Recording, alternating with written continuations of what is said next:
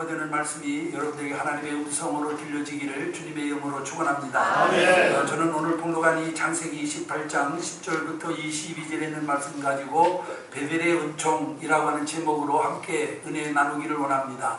한번 따라해 보시죠. 베델의 은총. 베델의 은총. 여러분 모두가 다 베델의 은혜, 베델의 축복을 받으시기를 주님의 이름으로 축원합니다. 나폴레옹이 유럽을 정복하고 난 다음에 그 기세를 몰아서 러시아까지 진격에 들어가려고 할 때였습니다. 출전 바로 전날 그는 한 귀족 부인을 만나게 되었는데 이 귀족 부인을 만난 자리에서 나폴레옹은 승전의 확신을 가지고 자신의 계획을 자세히 설명을 하게 되었습니다. 이 나폴레옹의 설명을 다 듣고 있던 부인이 나중에 그에게 조용히 말을 하기를, 장군, 인간이 계획을 하지만은 모든 것을 이루시는 분은 하나님이십니다 라고 이렇게 말을 했습니다. 그러자 나폴레옹은 껄껄 웃으면서 부인, 모든 것은 내가 계획하고 내가 이룹니다 라고 이렇게 거만하게 이야기를 했다라고 하는 그런 말이 전해 내려오고 있습니다.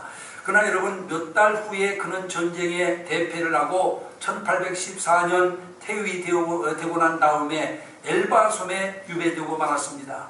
여러분, 우리에게 무엇을 말해주는 이야기냐 하면은, 아무리 인간이 자신의 지혜와 지식과 그리고 능력을 자랑한다 하더라도 결국에 모든 인간의 생사화복을 주관하시는 분은 하나님이라고 하는 사실을 우리에게 말해주는 이야기인 줄로 믿습니다.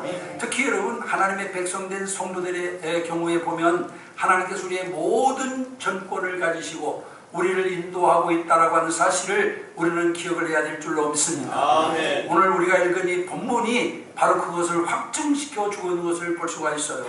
여러분, 본문에 나오는 야곱은 인간적인 면에서 볼 때 모든 사람들의 지탄을 받아 마땅한 인물이었습니다. 그는 팥죽 한 그릇에 장자의 명분을 형으로부터 빼앗았고, 또 늙은 아버지를 속여서 장자의 축복까지 빼앗았습니다. 그리고는 형의 보복이 두려워서 아버지와 어머니 품을 떠나 하란으로 도망을 하게 되었습니다. 여러분, 실로 외롭고 쓸쓸한 모습이 아닐 수가 없어요. 장자의 명분도 얻고 축복도 받았습니다마는 그는 성공자가 아닌 패배자로, 부모의 사랑을 받는 아들이 아니라 버림받은 자의 모습으로 베델 광야에서 하룻밤을 맞게 되었습니다. 하지만 하나님께서는 이러한 야곱을 홀로 두지 아니하시고 그를 친히 찾아오셔서 그를 위로해 주시고 축복해 주시고 그가 돌아올 때까지 그를 지켜주시겠다라고 약속하고 있는 것이 오늘 본문에 기록되어 있는 말씀임을 우리가 분명히 알 수가 있습니다. 여러분, 이후의 기록을 보면은 하나님께서는 이 약속을 그대로 지키셔서 정말 야곱이 여러분 베델로 돌아올 때까지 그와 함께 하셨다라고 하는 것을 우리가 분명히 알 수가 있습니다. 여기서 우리가 깨달을 수 있는 교훈이 무엇입니까? 하나님의 백성이 때로는 실수도 하고 실패도 하고 신앙인다운 면모를 보이지 못하면서 살아간다 하더라도 하나님께서는 그를 버리지 아니하시고 또 포기하지 아니하시고 그를 찾아오신다라고 하는 사실을 우리에게 가르쳐주고 있는 것을 볼 수가 있습니다. 야곱은 베델에서 그 하나님을 확실히 알게 되었습니다. 그리고 이 베델에서 놀라운 은혜를 경험을 합니다. 그러면 야곱이 베델에서 경험한 그 은혜는 어떤 은혜였느냐? 오늘 여기 본문에 있는 말씀을 보니까 첫째로 야곱은 베델에서 살아계신 하나님을 만났습니다. 야곱은 베델의 황량한 들판에서 돌을 벽에 삼아 자고 있을 때 꿈을 통해서 현현하신 하나님을 만났습니다. 하나님께서 친히 사닥다리를 내려주시고 천사들로 하여금 수종 들게 하여 외로운 야곱과 아름다운 교제를 그곳에서 나누신 것을 볼 수가 있습니다. 여러분, 여기서 사닥다리는 하늘에서부터 땅에 이어진 것으로 하늘과 땅을 잇는 신앙의 영적 가교라고 할 수가 있습니다. 즉, 이 사닥다리는 걸어가신 하나님과 이 땅의 모든 죄인들을 이어주는 유일한 통로로서 예수 그리스도를 상징하고 있는 것입니다. 그러므로 사닥다리가 놓이고 사자들이 오르락내리락 한 것은 야곱이 하나님과 더불어서 베델에서 깊은 영적인 교제를 나누었다라고 하는 것을 의미하고 있는 그런 말씀입니다. 9일까지 야곱이 베델의 기억을 회상하고 있는 것을 보면 베델의 체험이 야곱의 세계에 얼마만큼이나 큰 영향을 주었는가 하는 사실을 우리가 분명히 알 수가 있습니다. 그러면 여러분, 야곱은 어떤 상황에서 하나님을 만나는 경험을 하게 되었느냐? 오늘 여기 성경에 있는 말씀을 우리가 살펴보면은 피곤하고 지쳤을 때, 그리고 외롭고 의지할 곳 없을 때 여러분 하나님을 만나는 것을 믿으시길 바랍니다. 여러분 피곤하고 지쳐있고 외로우며 의지할 곳 없는 야곱에게 하나님은 먼저 찾아오셨음을 기억하시기를 바랍니다. 이처럼 하나님은 아무도 의지할 곳이 없이 고달프고 외로운 인생을 여러분 또한 살아가는 사람들을 친히 먼저 찾아오시는 분이심을 믿으시기를 바랍니다. 하나님 외에 어떤 것도 의지할 수 없는 절박한 상황에 처해 있는 사람들은 하나님만을 의지하기에 하나님께서 그를 찾아오셔서 위로해 주시고 용기를 주시는 줄로 믿습니다. 여러분, 우리 기독교가 다른 종교와 다른 점이 무엇입니까? 여러분, 다른 모든 종교는 인간이 신을 찾아 헤매입니다. 그러나 우리 기독교는 여러분, 우리가 하나님을 찾기 전에 하나님께서 먼저 하늘의 영광의 보좌를 버리시고 우리와 똑같은 육신의 몸을 입고 우리를 찾아 모셨다라고 하는 사실을 기억하시기를 바랍니다. 여러분, 하나님은 먼저 찾아오시는 하나님, 피곤하고 지쳐있고 외로우며 의지할 곳 없는 사람을 하나님은 먼저 찾아오시는 줄로 믿습니다. 그러나 반대로 세상을 의지하고 자기 자신을 의지하는 사람은 하나님께서 찾아오지 않습니다. 여러분, 세상에 빠져있는 사람은 하나님이 가까이 와서 함께 있는데도 불구하고 여러분 하나님과 교제를 나눌 수 있는 좋은 기회를 그가 알지 못하기 때문에 잃어버리게 되고 마는 겁니다. 그러므로 우리는 언제 어디서나 어떤 상황에 놓여있든지 간에 하나님을 기억하고 하나님만 의지하는 자가 되어야 될 줄 믿습니다. 세상은 내가 실수하고 잘못을 범할 때 나를 버립니다. 이 점에 있어서는 매우 냉정한 곳이 바로 세상입니다.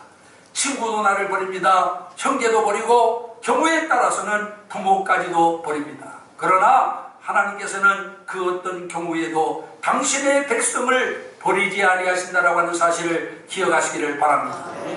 여러분, 세상은 못쓸 사람들이라고 규정하고 다시는 보지 않을지라도 우리 하나님은 바로 그 사람을 찾아와 위로하시고 힘과 용기를 주시는 것을 믿으시길 바랍니다.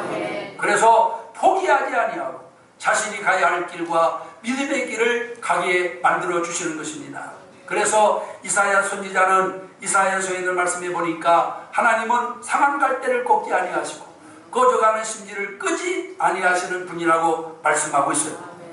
여러분, 성경에 보면 정말 하나님께서는 정말 어떤 상한 갈대와도 같고 꺼져가는 심지와도 같은 그런 심정들을 하나님께서는 여러분 버리지 아니하고 포기하지 아니하시고 그들을 찾아가셔서 그들에게 힘과 용기를 주신 것을 볼 수가 있습니다. 우리가 창세기 3장에 보면은 하나님은 범죄한 아담을 먼저 찾아가셨습니다. 그리고 벌거벗은 수치를 부끄러워 나무 숲을 사이에 숨어있는 그에게 가죽옷을 입혀주었고, 또 열왕기상 19장에 보면은 하나님을 탈진하여 쓰러진 엘리야를 찾아와서 그를 어루만져 주었습니다. 요한복음 21장에 보면은 예수님은 디베랴 바닷가로 가서 실패한 베드로를 만나 주신 것을 볼 수가 있습니다. 사랑하는 성도 여러분, 하나님은 먼저 찾아오시는 분이십니다. 내가 손 내밀기 전에 먼저 찾아오셔서 우리에게 용기를 주시고 희망을 불러일으켜 주시는 분이 바로 하나님이심을 믿으시기를 바랍니다. 그 하나님을 의지하십시오. 그 하나님을 믿으시기 바랍니다. 그러면 하나님은 우리의 의지가 되시고 인도자와 보호자가 되어 주실 줄로 믿습니다. 여러분, 야곱, 지금 베델에 있는 야곱, 그 처지는 정말로 누가 보아도 외롭고 처량하며, 그리고 여러분 또한 매우 아이와 또한 두려운 상태에 있는 그런 사람이었지만 하나님은 바로 그런 야곱을 찾아가셔서 그에게 용기를 주고 희망을 주었음을 우리는 분명히 기억을 해야 될 줄 믿습니다. 우리의 삶이 고달프다 하더라도, 우리의 삶이 피곤하다 하더라도, 우리의 삶이 의지할 것 없는 것 같다 하더라도 여러분 하나님을 의지하시기 바랍니다. 하나님이 함께 하실 줄 믿습니다. 하나님이 우리를 도우실 줄 믿습니다. 우리에게 새 힘을 주실 줄 믿습니다. 그 다음에 두 번째로 야곱은 베델에서 하나님의 약속을 재확인받았습니다. 여러분, 성경은 한마디로 말하면 약속의 책입니다. 약속은 인간에게도 있어요. 그러나 사람들끼리 한 약속은 잘 지켜지지가 않습니다. 때로는 각서도 쓰고 공중도 하지만은 그러나 지켜지지 않는 경우가 많이 있습니다. 그러나 하나님의 약속은 다릅니다. 사람들과의 약속은 상대방이 안 지키면 파기되고 말지만은 하나님과의 약속은 인간이 파기한다 하더라도 하나님 끝까지 포기하지 아니하시는 것을 믿으시기를 바랍니다. 그래서 하나님의 약속은 성경에서 언약이라고 그렇게 말하고 있습니다.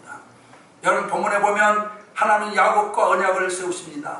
성경은 여기 본문에 있는 말씀 13절에 보니까 또 본즉 여호와께서 그 위에 서서 이르시되 나는 여호와니 너의 조부 아브라함의 하나님이요 이삭의 하나님이라 그렇게 말씀을 하십니다. 여러분 이게 무슨 말씀입니까? 이 말은 나는 네가 믿을 수 있는 하나님이라고 하는 뜻인 줄로 믿습니다. 사람은 믿을 수가 없습니다. 그러나 하나님은 신실하신 분이기 때문에 우리가 얼마든지 믿을 수 있는 분이심을 믿으시기를 바랍니다. 그 하나님께서 야곱에게 약속합니다. 무엇을 약속했습니까? 본문 13절부터 15절에 보니까 6가지를 약속합니다. 하나는 내가 누워있는 땅을 내가 너와 네 자손에게 주겠다. 두 번째는 네 자손이 땅의 티끌같이 되어 내가 동서남북으로 퍼져 나갈 것이다. 세 번째는 땅의 모든 족속이 너와 네 자손으로 말미암아 복을 받을 것이다. 그리고 네 번째는 내가 너와 함께 있어 내가 어디로 가든지 너를 지키리라. 그리고 다섯 번째는 너를 이끌어 이 땅으로 돌아오게 할지라. 그리고 마지막 6번째는 내가 내게 허락한 것을 다 이루기까지 나는 너를 떠나지 아니하리라. 할렐루야. 얼마나 귀한 약속입니까? 여러분 이 하나하나의 약속이 지금 여러분 외롭고 고달픈 이 야곱에게 있어서 얼마나 큰 힘이 되겠습니까? 이 음성을 들은 야곱이 깨달은 것이 있습니다. 그게 무엇입니까? 먼저는 야곱이 말씀을 듣고 깨달은 것은 하나님은 어디든지 계신 분임을 깨닫게 됩니다. 여러분 16절을 보세요. 야곱이 잠을 깨어 이르되 여호와께서 과연 여기 계시거늘 내가 알지 못하였도다. 할렐루야. 여러분 무슨 말이에요? 지금까지 야곱은 하나님이 가나안 땅에만 계시는 자기 부족의 하나님이실 줄만 알았습니다. 그래서 여러분 하나님의 축복을 받으려면은 어떻게 하든지 간에 가나안 땅에 머물러야 되는 줄 알았습니다. 그러니까 지금까지는 하나님은 가나안 땅에만 계신 하나님, 그리고 지금까지 하나님은 이스라엘 백성의 하나님으로만 알고 있었다 그 말이에요. 그런데 하나님은 지금 여기 어디든지 계시는 하나님으로 여기 지금 야곱에게 보여주고 있는 것을 볼 수가 있습니다. 여러분 하나님은 어디나 계신 분임을 믿으시기를 바랍니다. 가나안 땅에만 계신 분이 아니라 여러분 하나님은 황량하고 고독한 베델 들판에도 계신 분이십니다. 이 사실을 우리가 분명히 알아야 돼요. 근데 우리는 하나님이 지금 여러분 이 야곱과 같이 가나안에만 계신 하나님으로 착각을 하며 하나님을 믿는 성도들이 너무나도 많이 있어요. 여러분 우리는 종종 자동차에 십자가를 조그마한 십자가 목걸이를 매달는지 여러분 뭐 십자가 목걸이를 달고 다니는 사람이 있습니다만 여러분 그것을 왜 달고 다닙니까? 자동차에 십자가를 걸어두면 그 십자가가 자기를 안전하게 지켜주실 줄로 알고 그렇게 하는 거예요. 그러나 여러분 그것은 우상입니다. 여러분 십자가가 우리를 그 모양 십자가는 어디까지나 예수 그리스도를 상징하는 것이지 그것이 예수는 아니에요. 그런데 우리는 종종 십자가가 예수인 줄로 착각을 하고 십자가 갖다 놓으면 무슨 부적처럼 여러분 우리에게 굳은 일 안 생기고 어려운 일 안 생기고 좋은 일 생길 줄로 착각하는 분들이 너무나도 많이 있어요. 여러분 하나님은 어디나 계신 분임을 믿으시길 바랍니다. 오늘 우리 교회만 계신 분이 아니고 우리 가정에도 계시고 내가 가는 어느 곳에 있든지 그곳에 다 계신 분임을 믿으시길 바랍니다. 이 사실을 깨닫는 것이 은혜예요. 하나님이 어디나 계시다라고 하는 것을 깨닫는 것은 엄청난 은혜입니다. 지금 야곱은 그동안 가나안 땅에만 하나님이 계시고 이스라엘에게만 하나님이 계신 줄 알았는데 그런데 여기서 깨달은 것이 바로 뭐예요? 하나님은 어디나 계신 하나님이라고 하는 것을 깨닫게 되었다 그 말이에요. 이제 여러분들도 여러분 주님은 어디나 계신 분으로서 나와 함께 하시는 분임을 깨닫는 여러분들이 되시기를 주의 이름으로 축원합니다. 그 다음에 두 번째로 야곱이 조상들의 전통적인 상속자임을 거기서 깨닫습니다. 야곱이 형을 속인 것은 영적인 상속권 때문이었습니다. 그는 아버지 이삭과 할아버지 아브라함에 흐르고 있는 하나님의 영적인 상속자가 되고 싶었어요. 그러나 지금은 영적 상속자는커녕 너무 처량한 신사가 되었습니다. 그때 하나님의 음성이 들려옵니다. 13절입니다. 나는 여호와니 너의 주부 아브라함의 하나님이요 이삭의 하나님이라. 할렐루야. 아멘. 여러분, 사실 족보상으로는 아브라함, 이삭, 에서 이렇게 나가야 됩니다. 그런데 하나님은 에서의 자리에 여러분 야곱으로 대신하고 있는 것을 볼 수가 있어요. 이것은 무엇을 의미하느냐? 하나님이 야곱을 정통적인 영적인 상속자로 인정하셨다라고 하는 말씀이에요. 여러분, 그렇기 때문에 하나님은 아브라함과 이삭과 야곱이라고 이와 같이 말씀하고 있는 겁니다. 이것은 야곱에게 있어서 놀라운 축복이 아닐 수가 없어요. 지금까지 그는 형을 속이고 아버지를 속이고 그들의 보복이 두려워서 정말 먼 외삼촌 집으로 도망을 하고 있었는데, 하나님은 지금 그에게 나타나셔서 무엇을 말씀하는 겁니까? 나는 너의 하나님이다. 네 조부 아브라함, 네 아버지 이삭의 하나님, 나는 너의 하나님이라고 하는 것을 여기서 이와 집단 그가 말씀하고 있는 것을 볼 수가 있어요. 그러니 이 말을 들은 야곱이 얼마나 힘이 났겠습니까?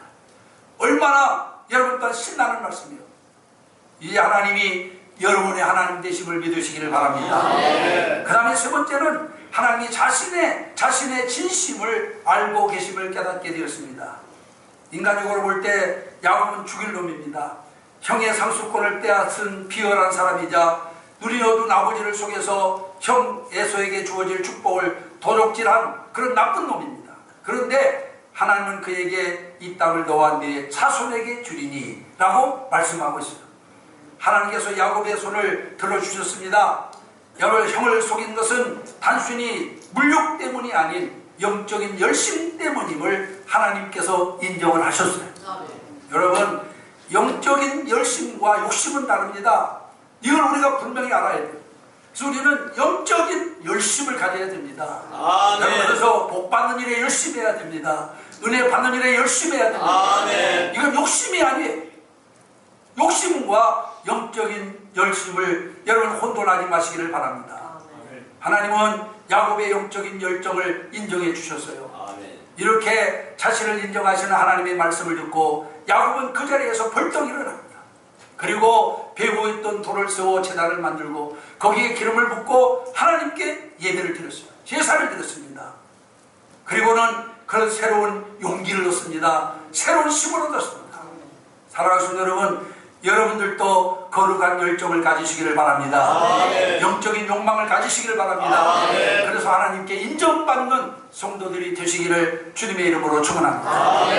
이래도 좋고 저래도 좋은 그런 신앙이 아닌 정말로 내가 하나님의 상속을 이어야 되겠다라고 하는 이런 마음으로, 야곱 같은 마음으로 열심을 다하여 주님을 섬기는 여러분들 되시기를 주님의 이름으로 축원합니다. 그 다음에 세 번째로 야곱은 베델에서 하나님께 소원을 드렸습니다.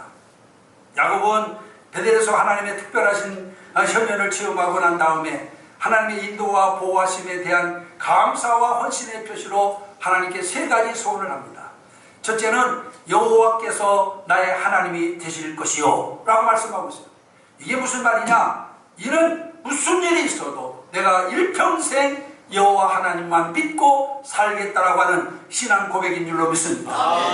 이제부터는 내가 나에게 무슨 일이 닥치더라도 나는 오직 하나님만 믿겠습니다 라고 하는 그런 고백이고, 두 번째로는 내가 기둥으로 세운 이 돌이 하나님이 전이 될 것이요 라고 말씀하고 있습니다.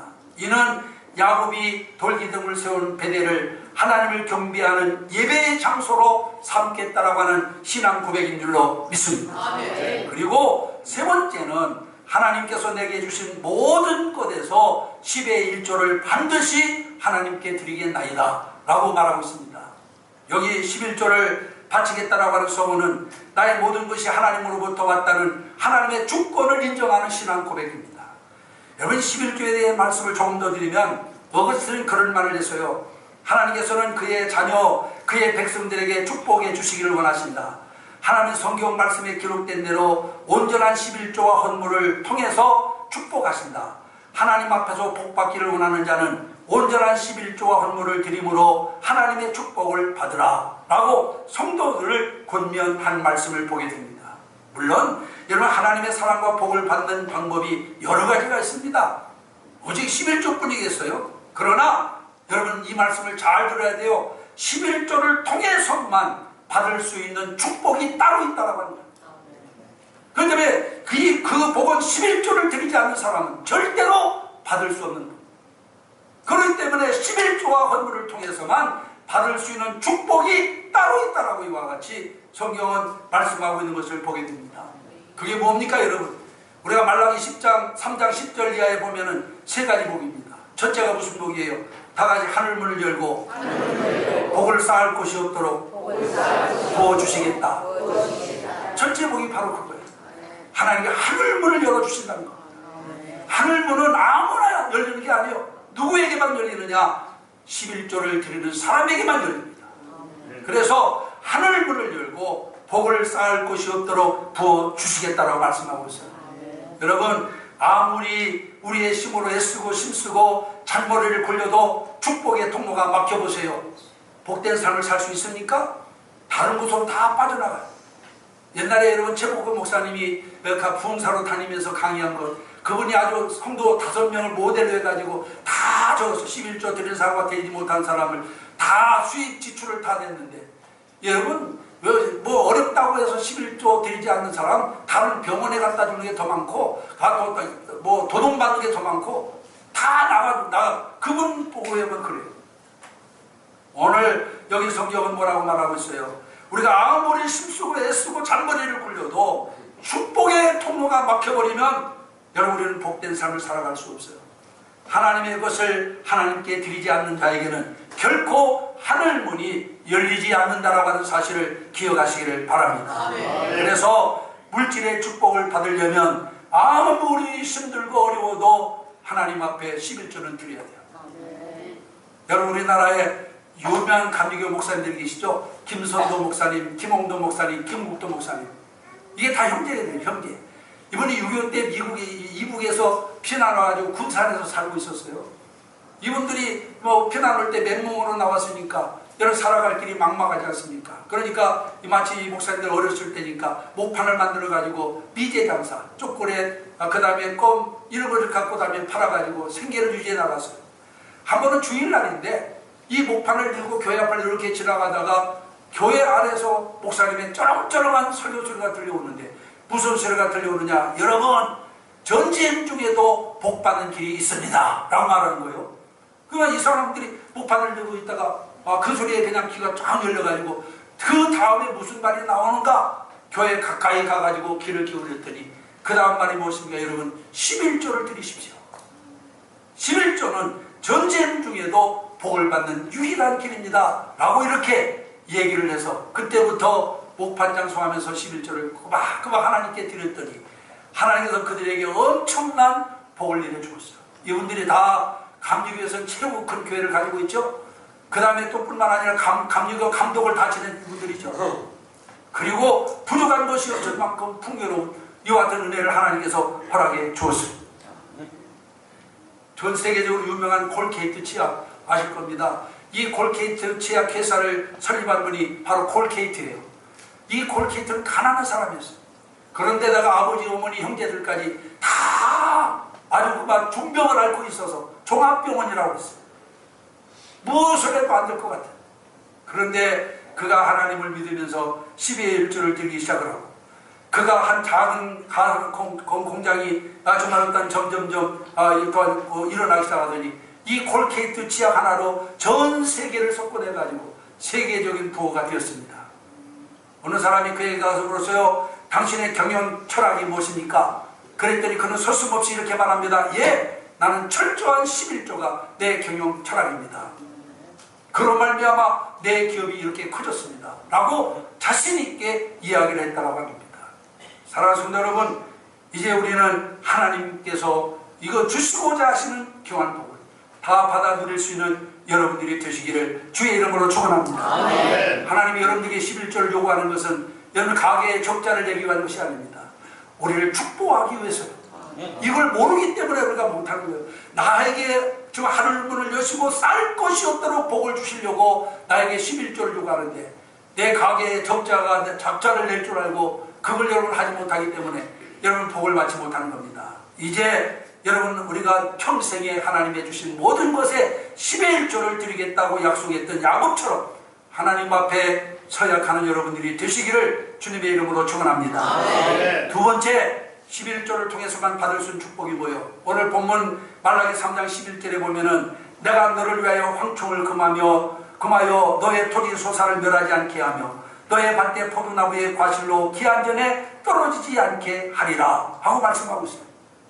무슨 말입니까? 우리의 소유를 하나님께서 지켜주시겠다라고 하는 말씀인 줄로 믿습니다.